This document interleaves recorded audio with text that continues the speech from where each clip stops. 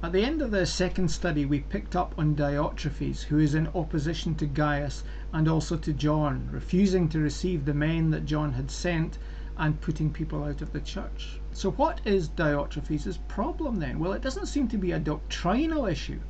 In his first two epistles, John doesn't hesitate to tackle doctrinal error directly, so it's unlikely that he would back off if Diotrephes' problem was a doctrinal one.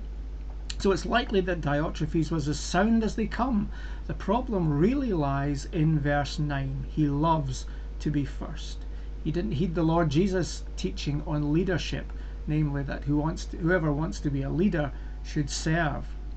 So we're dealing with a difficult situation here. The new churches are spreading their wings. Some of them wanted greater freedom, greater autonomy in terms of government and also in terms maybe of theologically as well. So there appears to be a bit of a power struggle going on between the elder, represented by Gaius's group, and the party of Diotrephes. So who was right and who was wrong? I think it's difficult because we don't have any doctrinal differences that we can latch onto. But when we look at what's happening, there's no doubt that it's Diotrephes who's in the wrong. We've already seen his motive. He loves to be first. But if you see the way he behaved, then there's something wrong there, isn't there? Look at verses 9 and 10. He will have nothing to do with John and his colleagues. Not only that, but he gossips maliciously about them.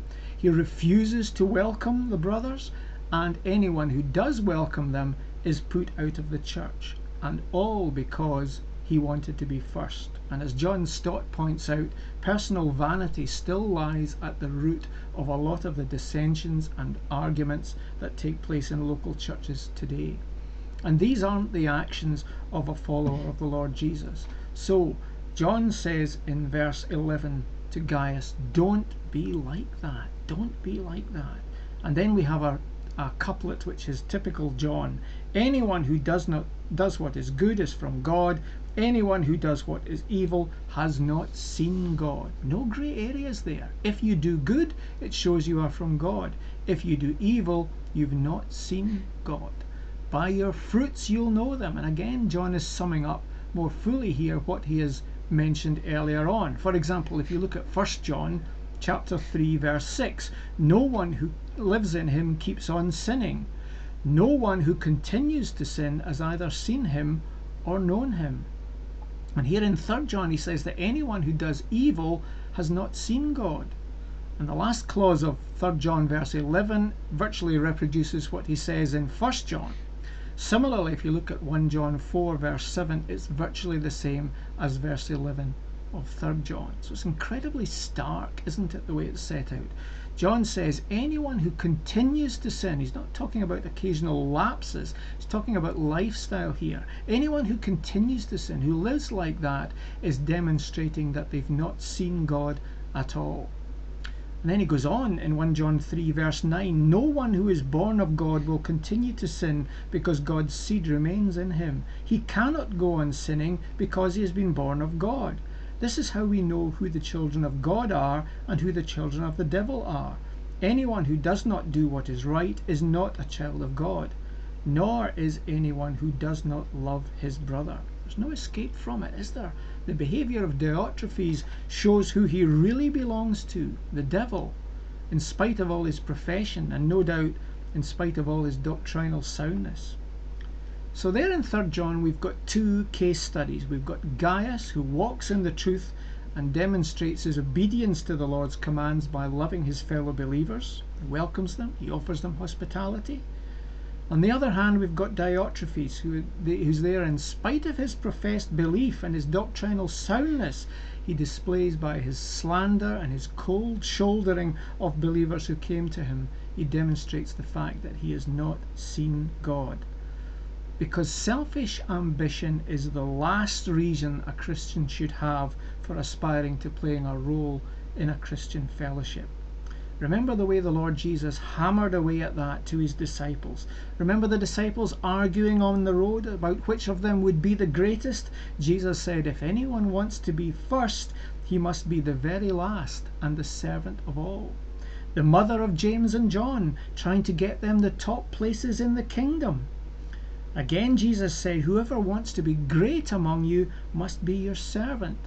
And thirdly, of course, the famous incident when he washed the disciples' feet. What an example. So, he says, you must wash one another's feet. We're following the Son of Man who came to serve and to give his life as a ransom for many. To do Christian work for prestige or position or personal ambition indicates that we haven't really understood the nature of it at all. The motivation must be to serve.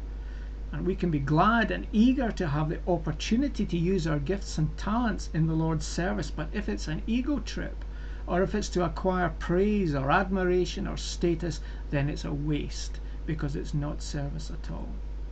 So there are Gaius and Diotrephes, two great object lessons for us. But there's a third person in this chapter, and he pops up out of the blue in verse 12, and he's Demetrius.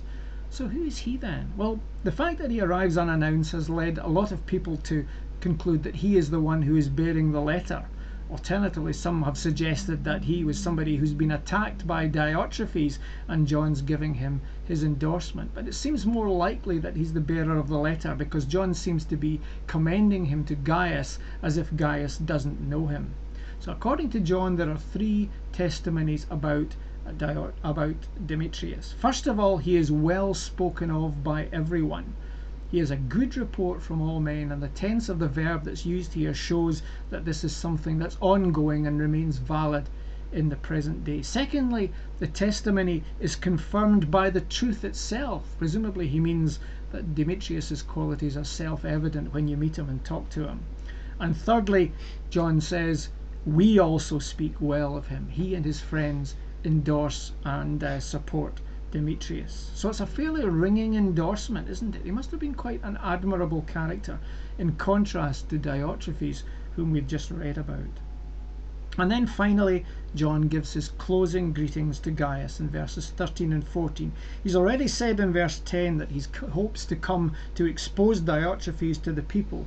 Now here he reaffirms his hope to come and see Gaius.